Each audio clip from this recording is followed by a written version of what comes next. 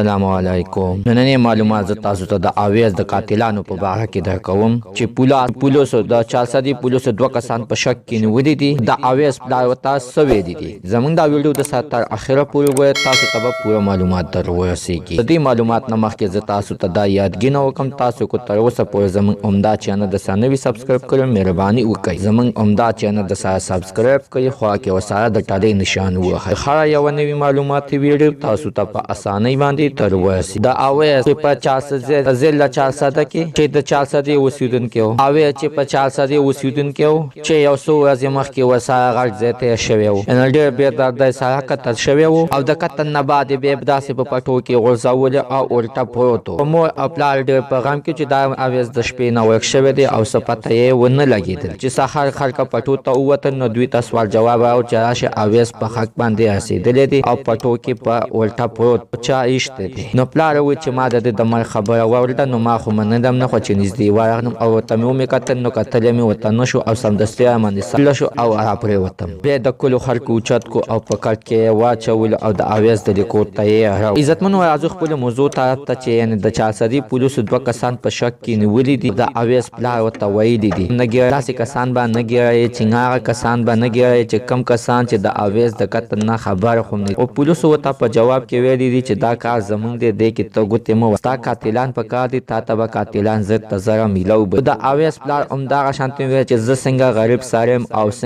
زه څنګه غریب یم، دا به همدغه شانتې غریبي او بچي به ورته په کور کې نار ناست او تا راوستي دي او د مزدورۍ نه دي ایستي دي او دلته کې جیل کې دي اچولي. پولیسو ورته بیا په جواب کې ویلي دي چې ته قاتل غواړې، ته به نو هېڅ کیم ګوتې مه وه، زه ته په کور کې کښېنه، تا ته به ورځ دوه کې به تا ته قاتل میلو بشي. ناوالو د اویس د پلار په زړه کې دومره رحم دی چې نه غواړي چې یعنې بېګناه کسان د پولیس بېګناه کسان د پولیس ونیولي شي او داسې بېګناه دي په جیل کې پراته وي او بچي یې دغه شانتې د نار نه مري. ستاسو د دوی په هره باندې یعنې څه خیال ده چې دا دومره ښه شریف کس دی چې نه غواړي چې بېګناه کسان د پولیس ونیسي او دغه شانتې په جیل کې دي وادي چولی شي. حتما داسې خپل رایه لاندې په کمنټ کې شریکه کړئ. زموږ نننۍ معلومات ته د دې پورې د نوي معلومات دپاره د سره زموږ عمده چینل د سره سبسکرایب کړئ، خوا کې سره د ټالۍ نشان ووهئ. خیر یوه نوي معلوماتي ویډیو تاسو ته په اسانۍ باندې تر ورسیږي.